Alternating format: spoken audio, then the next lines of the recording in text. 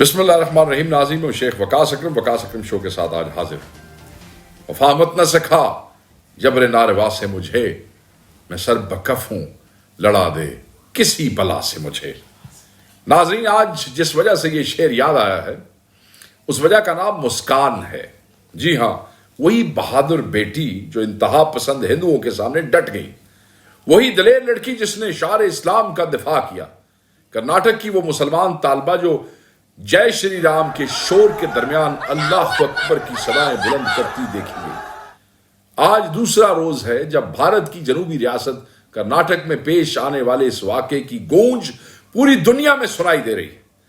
ہندوستان اور پاکستان میں یہ واقعہ ٹرینڈ پینل پر نصف درجن سے زائد عنوانات کے ساتھ چھایا ہوا ہے. ان ٹرینڈز میں مسکان، حجاب لو، ہندوتوا، مسلم گرلز، انڈین مسلمز اور اللہ اکبر نمایاں ہے. ان ہیش ٹیگ کے ساتھ مسکان کی تصویریں اور سکیچز شیئر کیے جا رہے ہیں. سیکنڈ ایئر کی اس طالبہ کو مزاحمت کی علامت اور اس کی بظاہر تنہا آواز کو ہزاروں آوازوں پر بھاری قرار دیا جا رہا ہے، اور لوگ برملا کہہ رہے ہیں کہ ڈرتے ہیں ترشولوں والے ایک نہتی لڑکی سے. ناظرین، میں سمجھتا ہوں کہ یہ واقعہ مذہبی یا سماجی سے زیادہ سیاسی ہے. میرے نزدیک اس واقعے کی جڑیں نفرت کی سیاست اور شکست کی نفسیات میں پیوست ہیں. اس سے پہلے کہ میں ان سیاسی اور نفسیاتی پہلوؤں پر بات کروں، ضروری سمجھتا ہوں کہ اس واقعے کا موجودہ پس منظر بیان کروں. ناظرین، بھارت کی جنوبی ریاست کرناٹک کا شمار ان چند ریاستوں میں ہوتا ہے جہاں انتہا پسند جماعت بھارتی جنتا پارٹی یعنی بی جے پی تنہا حکومت کر رہی ہے. اور اب تک کے تجزیات اور تجربات نے ثابت کیا ہے کہ جس ریاست میں بھی بی جے پی کو تنہا حکومت بنانے کا موقع ملا ہے، وہاں اس نے مسلمانوں کے مذہب اور ان کی تہذیب و ثقافت کو ریاستی سطح پر نشانہ بنایا ہے. اس حوالے سے ریاست کرناٹک کا نام گزشتہ ماہ اس وقت سامنے آیا جب اس ریاست کے تاریخی شہر اوڈپی کے گورنمنٹ گرلز کالج کی انتظامیہ کی جانب سے 5 باحجاب مسلم طالبات کو کلاس میں داخل ہونے سے روک دیا گیا تھا. اس فیصلے سے شہ پا کر 2 اور تعلیمی اداروں میں بھی حجاب پر پابندی کے احکامات جاری کر دیے گئے، جبکہ بی جے پی کے نمایاں اراکین کی جانب سے اس پابندی کی حمایت کی گئی. اس صورتحال میں جب اس پابندی کا نشانہ بننے والی ان باحجاب طالبات نے کرناٹک ہائی کورٹ سے رجوع کیا تو جواب میں انتہا پسند ہندوؤں کی جانب سے حجاب کے خلاف احتجاج کیا گیا. بلکہ گزشتہ جمعے اور ہفتے کے روز بھی ہندو مت کی علامت بسنتی رنگ میں رنگے مفلر پہنے انتہا پسند ہندو لڑکوں نے کرناٹک کے کالجز میں حجاب کے خلاف باقاعدہ احتجاج کیا. وہ کہتے گیا تھوڑا سیکولر ہندوستان. میں سمجھتا ہوں کہ کرناٹک کی بی جے پی سرکار کی خاموش حمایت ایک ایسی فضا بنانے میں کامیاب ہو گئی ہے جس نے ایک طرف کرناٹک اور اس کے اطراف کی ریاستوں میں تناؤ پیدا کیا ہے، تو دوسری طرف بی جے پی کے لیے انتہائی اہم ریاست اتر پردیش کے انتخابی مارکے کو گرمانے کا سامان فراہم کر دیا گیا. پھر دیکھتے ہی دیکھتے ریاست مدھیہ پردیش میں بھی اسکول اور کالج یونیورسٹی کے یونیفارم کی پابندی کے نام پر باحجاب طالبات کو تعلیمی اداروں میں داخلے سے روک دیا گیا. اس واقعے پر جب ڈائریکٹریٹ اسکول ایجوکیشن نے تحقیقات کا حکم دیا تو ریاست مدھیہ پردیش کے وزیر تعلیم اندر سنگھ پرمار بھی حجاب پر پابندی کی حمایت میں سامنے آ گیا. اور سن لو نہ نکلنا. اور اس وزیر تعلیم نے اعلانیہ کہا کہ حجاب یونیفارم کا حصہ نہیں، لہذا اسکولوں میں حجاب لینے پر پابندی ہونی چاہیے. جاہل، نالائق، فضول آدمی. ناظرین، ظاہر ہے کہ یہ صورتحال ایک مسلمان کو مشتعل کرنے والی تھی، لہذا احتجاج ریاست کرناٹک سے لے کر مدھیہ پردیش کے شہر پڈوچیری تک پھیل گیا. ظاہر ہے کہ یہ تناؤ یو پی کے چناؤ میں کیش کروایا جائے گا، اسی لیے بی جے پی اس معاملے کو ہوا دے رہی ہے. بی جے پی کے اس طرز سیاست پر بات کرنے سے پہلے ضروری ہے کہ مسکان کے واقعے پر بات کر لی جائے. ناظرین، جیسا کہ میں نے ابھی عرض کیا، باحجاب طالبات کے تعلیمی اداروں میں پابندی کا آغاز کرناٹک کے شہر اوڈپی سے ہوا تھا، جبکہ تازہ واقعہ بنگلور کے علاقے مانڈیا کے پی ایس سی کالج میں پیش آیا ہے، جہاں اپنا اسائنمنٹ جمع کرانے والی لڑکی سیکنڈ ایئر کی طالبہ مسکان کو کالج میں داخل ہونے سے روکنے کی کوشش کی گئی. اس کے خلاف شدید ترین نعرہ بازی کی گئی، مگر سلام ہے اس شیر دل بچی پر جو ان بے غیرتوں کی نعرہ بازی کی خاطر میں نہ لائی، اور جب ان اوباشوں نے اس کو زج کرنے کے لیے جے شری رام کے نعرے لگائے تو اس نے جواباً اپنی پوری قوت کے ساتھ اللہ اکبر کا نعرہ بلند کیا. اس مختصر ویڈیو میں دیکھا جا سکتا ہے کہ وہ ایک لمحے کے لیے بھی نہیں گھبرائی. یہی وجہ رہی کہ ٹویٹر پر جو ٹرینڈ چلے ان میں سے ایک شیرنی بھی ہے.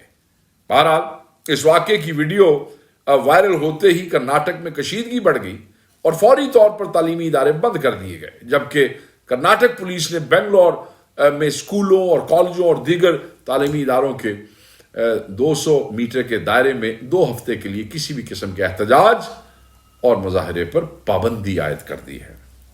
اس خراب ہوتی صورتحال کے پیش نظر کرناٹک ہائی کورٹ کے سنگل بینچ کے جسٹس کرشنا ڈکشت نے حجاب سے متعلق مقدمے کو کرناٹک ہائی کورٹ کے چیف جسٹس کی سربراہی میں لارجر بینچ کو بھیج دیا ہے اور موقف اختیار کیا ہے کہ یہ پرسنل لاز کا معاملہ ہے اور اس قسم کے معاملات کے لیے عموماً لارجر بینچ فیصلہ کرتا ہے.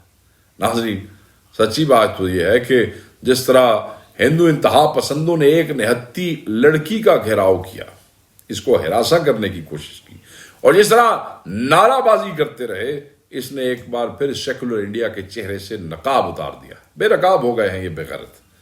اور اس واقعے نے دنیا پر ایک بار پھر آشکار کر دیا ہے کہ بھارت مذہبی جنون کا شکار ہو چکا ہے، جہاں صرف مسلمانوں ہی نہیں بلکہ دیگر مذہبی اقلیتوں کے ساتھ ساتھ خود پسے ہوئے ہندو طبقات کے لیے بھی کوئی جگہ نہیں ہے. بہرحال حوصلہ افزا بات یہ ہے کہ اس ہولناک صورتحال کے خلاف رد عمل سامنے آنا شروع ہو گیا ہے. مشہور تھنک ٹینک ولسن سینٹر سے وابستہ معروف امریکن دانشور مائیکل کوگلمین نے اپنی ٹویٹ میں کہا ہے کہ بھارت میں نفرت کے شعلے اسکولوں میں پھیل چکے ہیں. جب ریاست نہایت خاموشی کے ساتھ جواب دیتی ہے تو نفرت کرنے والوں کی حوصلہ افزائی ہوتی ہے.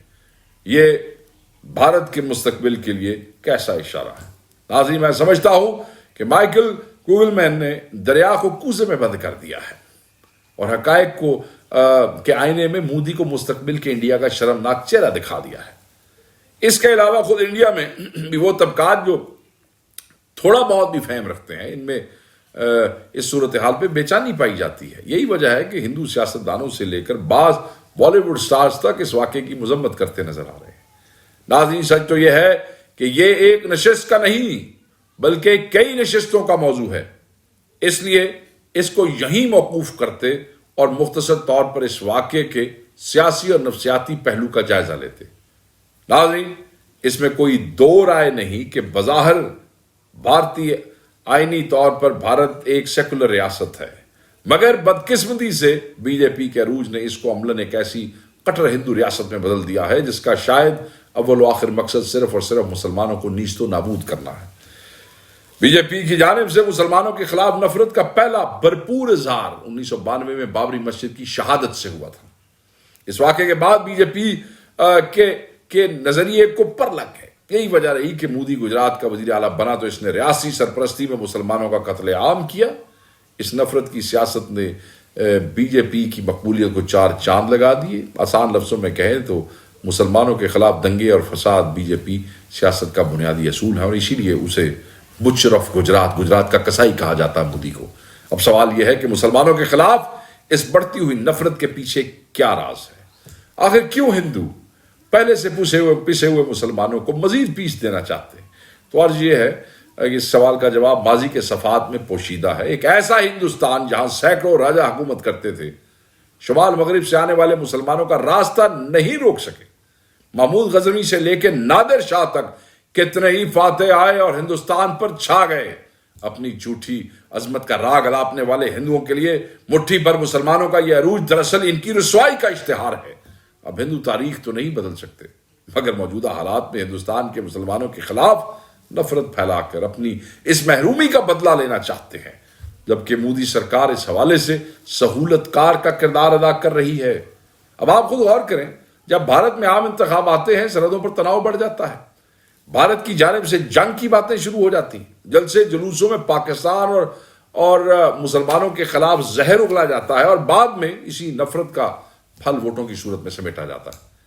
نفرت کی سیاست پر بھارت ہی کے مسلمان شاعر راحت اندرونی نے خوب تبصرہ کیا ہے. کہتے ہیں، سرحدوں پر بہت تناؤ ہے کیا، کچھ پتا ہے، پتا کرو چناؤ ہے کیا. ناظرین، اس کے ساتھ ہی اجازت دیجیے. اللہ حافظ.